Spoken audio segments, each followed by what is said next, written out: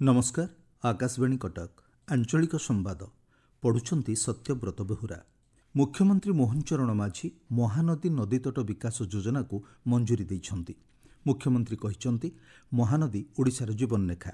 महानदीर विभिन्न गुरुत्वपूर्ण स्थान को परिवेश सांस्कृतिक तथा आध्यात्मिक पर्यटनर प्रमुख केन्द्र में परिणत कराजिबो।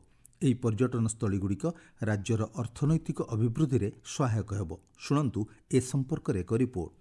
महानदी तट विकास योजन संबलपुर मंदलिया चाँपुर पर्यंत महानदी कूलर विकास हेब। एहासह भुवनेश्वर पांडरा निकट कुआखाई और कुशभद्रा नदी तटर उन्नतीकरण कार्य कराजिबो। एथिलागि 240 कोटी टंका खर्च हेब।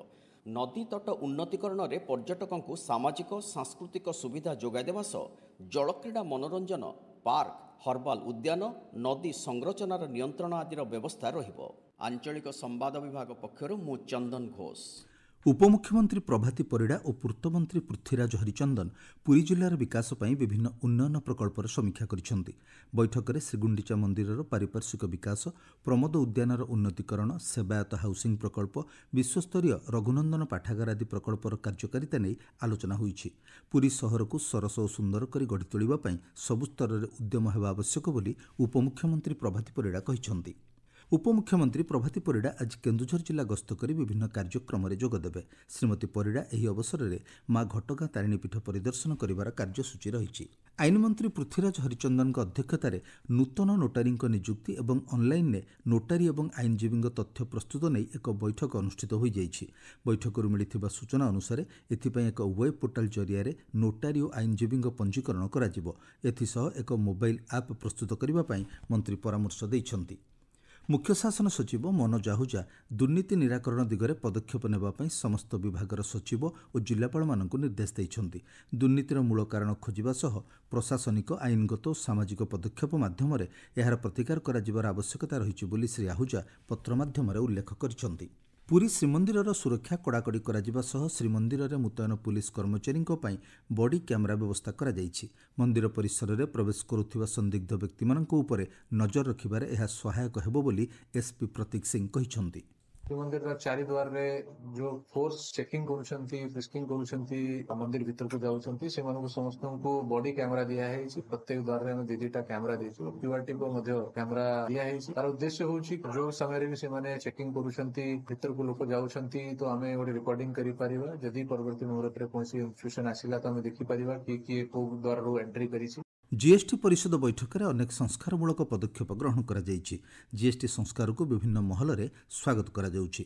नूतन पदक्षेप द्वारा दुर्बल निम्न मध्यवित्त और सबु वर्गर लोक उपकृत होई परिबे बोली विशेषज्ञ माने मत दैछंती। ए संपर्क में अर्थनीति विशेषज्ञ प्रशांत साहू कहिसेंति। आम कस्टमर को आम कंज्यूमर को आम एते स्वावलंबी करि परिछंती परचेजिंग पर एते बढ़ई परिछंती। जो इंडस्ट्री वर्कर्स माने अफेक्टेड हेबे खास करी लेबर इंटेंसिव इंडस्ट्री जो अधिक शारीरिक परिश्रम करुवा लोक आवश्यकता पड़े। आपनकर leather industry cloth and apparel industry gems and jewellery industry motor auto parts industry से कंपेनसेट करने रिलीफ पैकेज रो डिक्लेरेशन कराई। उन्नयन कमिशनर अनु गौर अध्यक्षतार विश्व बैंक पांठि सहायतार ओडिशा रे कार्यकारी होतिबा क्षमता और स्थिर अभिवृद्धि नीति कार्यक्रम संपर्कित समीक्षा बैठक अनुष्ठित हो जाइछि।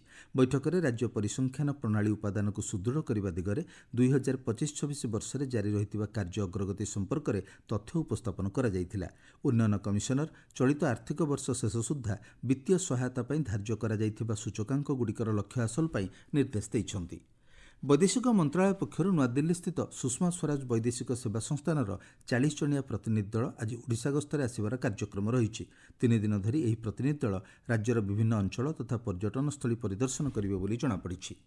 खबर संक्षेप में नुआपड़ा जिले में अनुष्ठित ओडिशा जीविका मिशन मासिक समीक्षा बैठक अगस्ट मास सुधा 16,511 जन लक्षपति दीदी सृष्टि होइथिबा जଣାपड़िछि।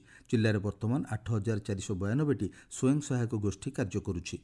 भद्रक जिला तिहिड़ी ब्लॉक तालपदा ग्राम में रानीताल कृषि विज्ञान केन्द्रर मुख्य वैज्ञानिक संजय कुमार महांती अध्यक्षतार कृषक सचेतनता कर्मशाला अनुष्ठित हो जाइछि। कंधमाल जिला फुलबाणी स्टाडियम में विधायक उमाचरण मल्लिक विद्यालय स्तरीय क्रीड़ा और चयन प्रतियोगिता को उद्घाटन कर छात्र छात्री मध्य खेलुआड़ मनोभाव को प्रशंसा करिसेंति। पाणीपाग ଘୂର୍ଣ୍ଣିବଳୟ ପ୍ରଭାବରେ ରାଜ୍ୟର ବିଭିନ୍ନ ସ୍ଥାନରେ ବର୍ଷା ହେବାର ସମ୍ଭାବନା ରହିଛି। ଭୁବନେଶ୍ୱର ଆଞ୍ଚଳିକ ପାଣିପାଗ ବିଜ୍ଞାନ କେନ୍ଦ୍ରର ସୂଚନା ଅନୁଯାୟୀ ଆସନ୍ତା 24 ଘଣ୍ଟା ମଧ୍ୟରେ ବିଜୁଳି ଘଡ଼ଘଡ଼ି ସହ ବର୍ଷା ହେବା ନେଇ ସମସ୍ତ ଜିଲ୍ଲାକୁ ସତର୍କ ସୂଚନା ଜାରି କରାଯାଇଛି। ଆଞ୍ଚଳିକ ସମ୍ବାଦ ବର୍ତ୍ତମାନ ପାଇଁ ଏତିକି। ପରବର୍ତ୍ତୀ ଆଞ୍ଚଳିକ ସମ୍ବାଦ ଶୁଣିପାରିବେ ଅପରାହ୍ନ 2ଟା 32 ମିନିଟ୍ରେ।